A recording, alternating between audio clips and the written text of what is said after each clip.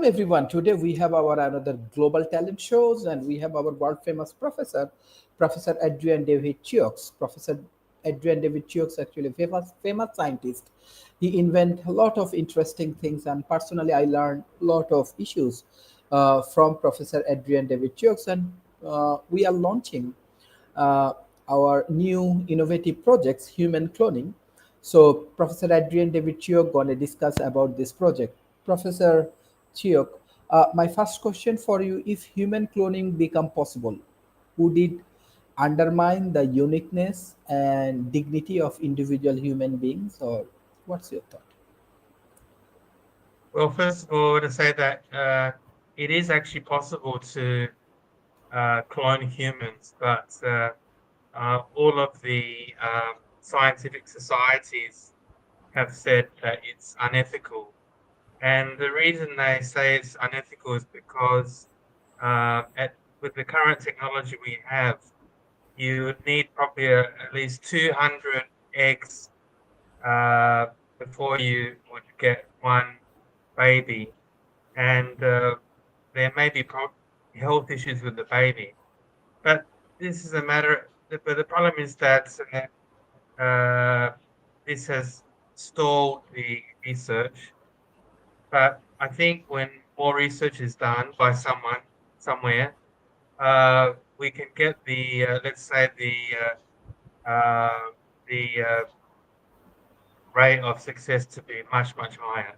So it is possible now, but the failure rate is very high.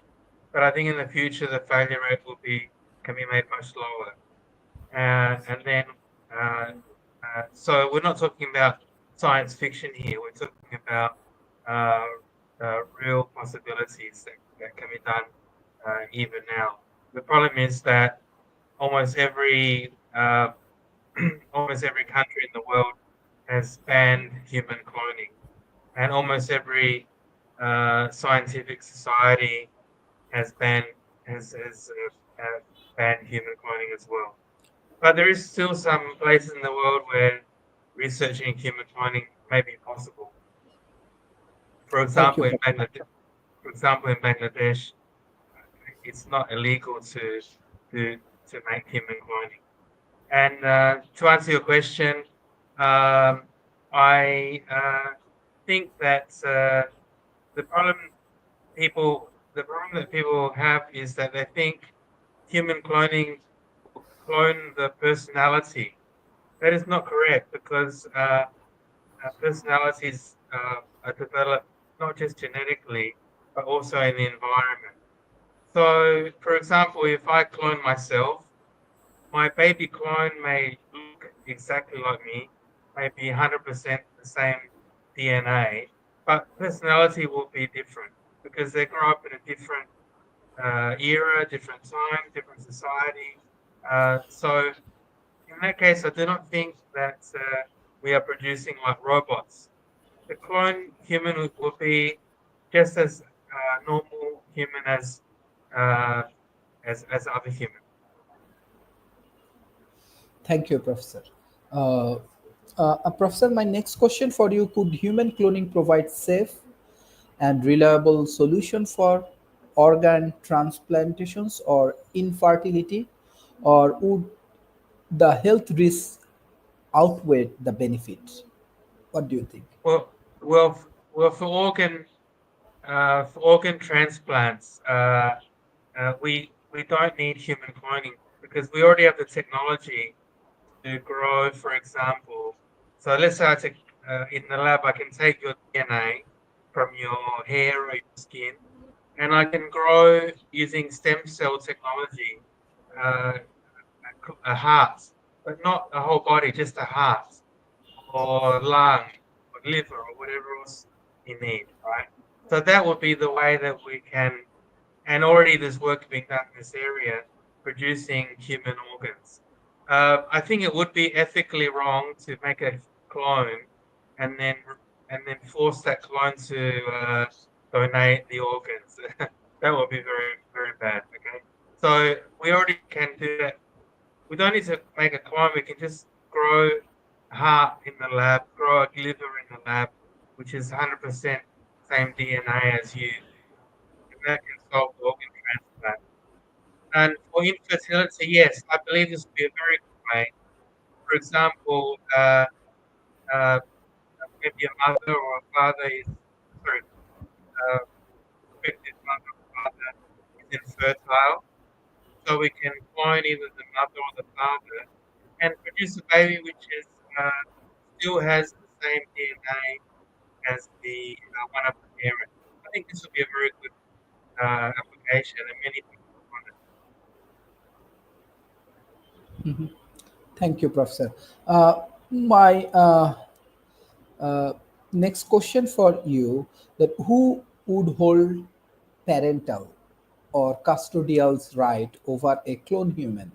The donor of the DNA, the surrogate mother, or society at large? Well, I think we will. This is depending on the laws, but of a country. But I think we would follow the laws that we have already for adopted children. So if you adopt a child, then you have full parental rights over that child, and the actual parent loses the parental rights. So I think we can. I think countries would follow very similar protocols, very similar laws as we have for adopted children. So whoever is looking after the child, growing up the child, feeding the child, looking after the schooling, etc., then they will be the legal guardians of the clone baby. That's what I think would be the best way. Excellent. Uh, my next question for you: how might widespread human cloning affect family structure, identity, and traditional concept of lineage? What's your thought? Yes. Well, I I believe that cloning should not be the majority of children. To be only for special cases like in infertile couples, etc. And I think again we would apply the same laws that happen now for adopted children.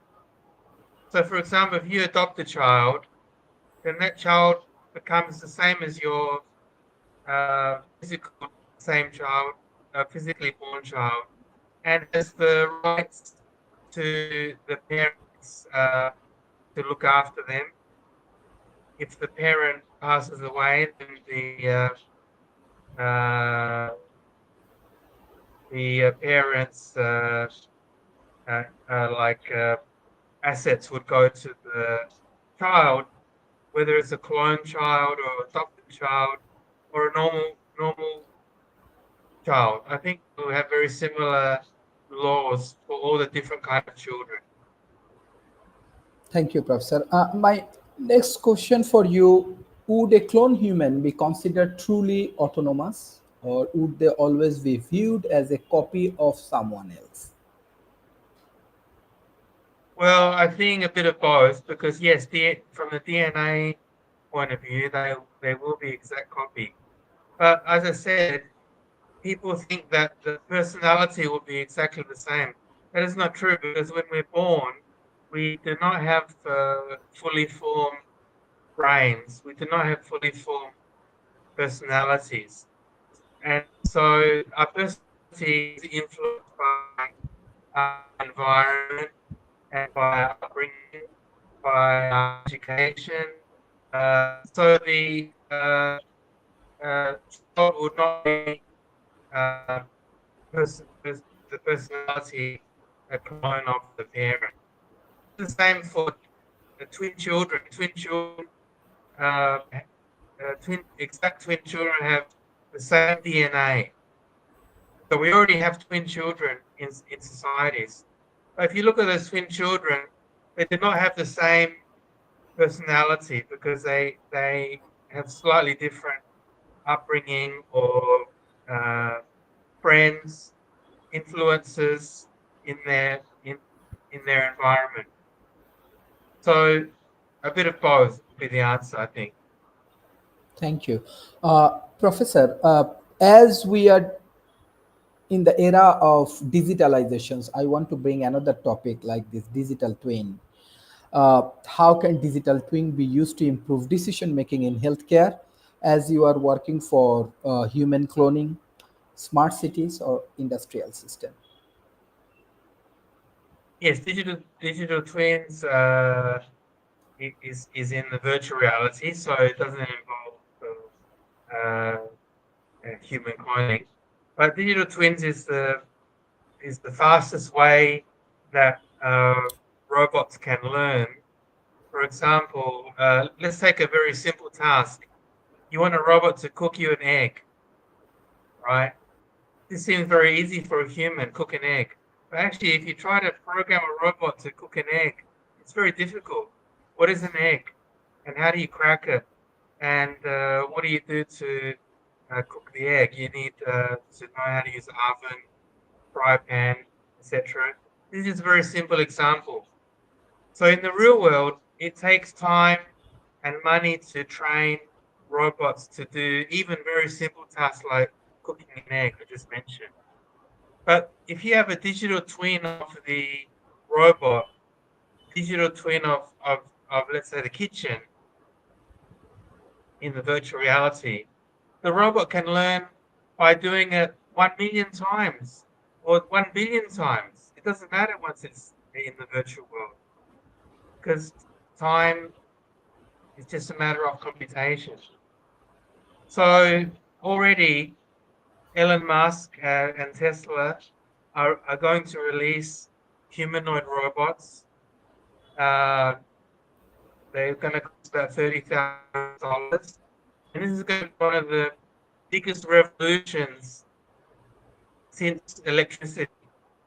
That everyone is going to have a robot in their house. Now, the robot will learn using the digital twin. So, do the task 1 million times, 10 million times in the virtual world. Uh, and it will cost basically nothing. And this way you can train robots to do almost anything using their digital twins. Digital twins is a very, very important concept for robot learning. Thank you. My next question: what risk arise when a person digital twin containing detailed data about their identity, behaviors, and health is controlled by corporations or government? Well, yes, I mean this may be a issue of uh,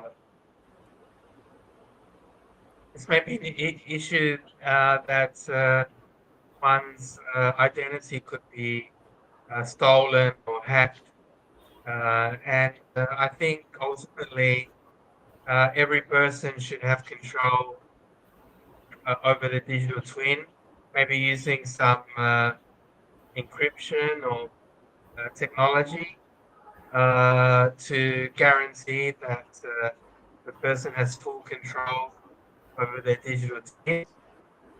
But already governments and corporations know a lot about us, and would be uh, we don't realize how much data is already out there by governments and corporations about us. So this seems very scary, but it's already happening now, even without visual twins. Thank you, Professor. Professor, do you want to go for any declaration for your human cloning projects in Bangladesh, or do you have any plan? Yes. Or Well, I think we want to find a safe way, ethical way to forward human cloning because in any science there should be progression. It's just too. every scientist in the world now says it's unethical because the failure rate is too high. But how can we get the failure rate to be low unless we do research? So I think we must do research on human cloning to find safe way, ethical way to produce human clones. This is going to be the progression of the technology. And only a few countries in the world this can be done now because so many countries have made human cloning illegal. And so Bangladesh actually can be one of the leading countries in the world for cloning technology. And we we plan to do this research, human cloning research in Bangladesh. Thank you, Professor, for your excellent contributions. Definitely, we will go for our next step. I request all of our audience, please share our content as much as possible with the government agency, corporation, and academia, and those who are interested to contribute for this research. They can directly contact with Professor Adrian David Chiok, and I think he's very helpful. And through this process, we can go for the next innovation of this world. Thank you, Professor Adrian, for your valuable time. Thank you. Thank you Bye so bye, and much. take care. Thank you. Thank you. Thank you. Bye.